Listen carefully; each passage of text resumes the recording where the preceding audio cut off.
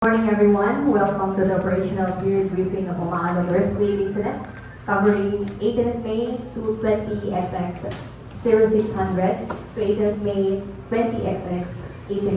By the way, have you all received our individual copies of IAP? Yes, ma'am. Very well. I am Chassie Akla Alegre, the planning section chief. Let's start with the objectives of the period, but before that, let us all turn off our cellular phones to avoid interruptions with our activity. Moving on, our objective. Please refer to our ICS 202 for these objectives, and always be mindful with our objectives so that we can deliver our services properly. So for our current situation update, may we call our operations section chief, please? Okay, good morning. By the way, I am Jerome Gualico from Civil Office. For our current situation updates, as we all know that city of Tanyaga hit by 5.8 earthquake, as reported by PBOX.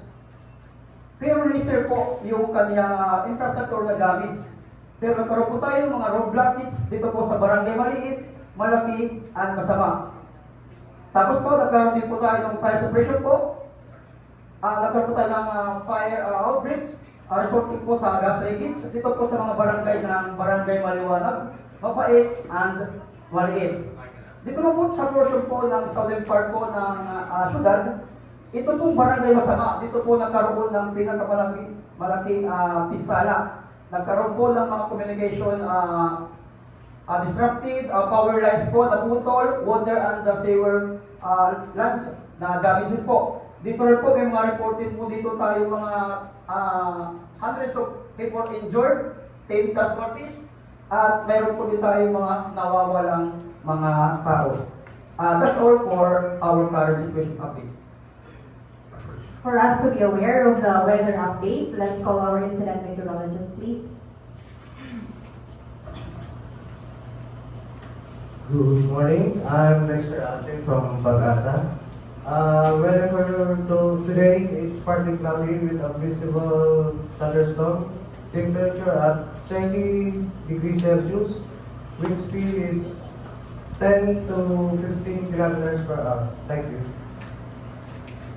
For our operational assignments, for the teams that will be called, please acknowledge and raise your hands or voice out. So we have our operations section chief once again. Again po, nagbabalik po ang inyong operational chief. Sa ating pong operational assignments, to achieve our objectives, dinivide po namin sa dalawang division, Division Alpha at Division Zulu. To connect po sa mga task forces. Sa Division Alpha po, ito po ay pinangungunahan ng ating Fire Suppression Task Force. Nandito po ba si Fire Officer Asyong Fail from Okay po. Sa ating po namang security, nandito to provide law and order, nandito po ba si Captain Anthony Gu from PNP po? Opo. Sa ating naman pong training operation to conduct po training operation para maging passable po itong mga main roads na to, nandito po ba si Engineer Dan Martin from DPWH? Okay, thank you po. Dito naman po sa ating Division C, nandito po ba yung ating evacuation and camp management task force na si Sir Alex Tan from DSWD? Yes po. Sa ating naman pong search and rescue task force na gagawin po dito po sa Barangay Masama, sa pangunguna po ito ni Sir Ricky Lee from Cubsar. Andito po ba? Okay, thank you po sa inyong presensya. Sa ating naman pong to conduct restorations sa ating mga communication lines, power lines, water and sewer lines, andito po ba si Engineer Sian Rem? Okay, so nandito po lahat ng ating pong mga task force leaders. Nagpapasalamat po ako sa inyong presensya. God bless po and keep safe. To ensure our safety, let's hear our safety message from our safety officer. Good morning, everyone.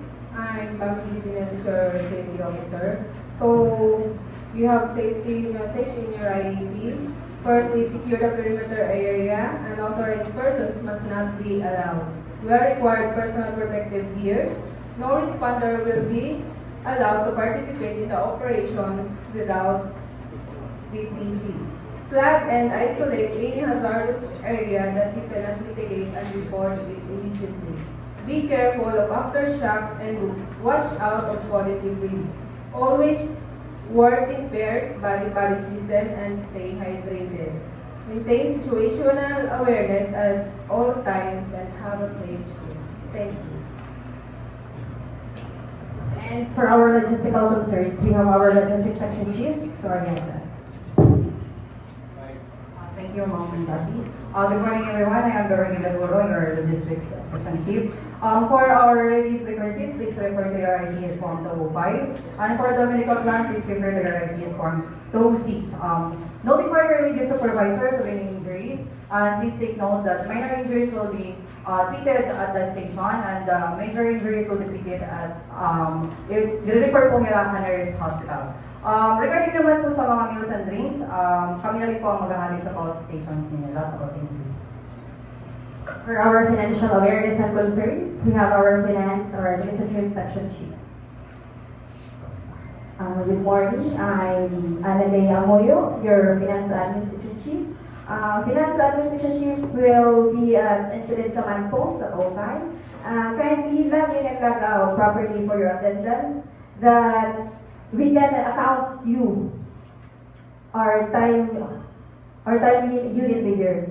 If you have any request for additional supplies, kindly fill out the purchase request and inform your team unit leader.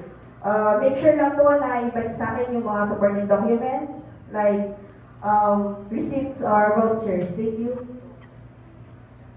For any concerns and information plan and updates, we have our public information officer. Good morning, I'm Billy Sidial, your PIO.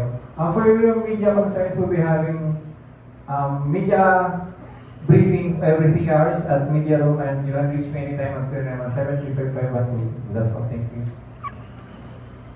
And for us to be aware with our cooperating agencies that will be working with us, we have our liaison officer. Good morning, everyone. I am Bibila Cora, your logistics officer. As of now, we have coordinated the different stakeholders agency. Passport chief from Jollibee Mango already confirmed. NGOs from Oxfam and UNICEF also confirmed will not put a supply for the victims. Thank you. And finally, we have our incident commander for our closing comments. Good day, everyone. Before anything else, hope everything is loud and clear, no? And don't forget to follow the instruction. And of course, before you go to your respective assignment, don't forget to put God at the center all times. And pag-pray ka mo para natin safety. And good luck, everyone, and God bless you. Thank you. That ends our operational briefing. You can now turn on your cellular phones. Our next OPD would be on 19th May 20XX 0530 hours. And for our Division A, Division Z, Security Group, Clearing Group, Evacuation Group, Restoration Group, we have assigned our breakout rooms for your meetings and concerns. So that's all. Thank you so much. Good luck and Godspeed.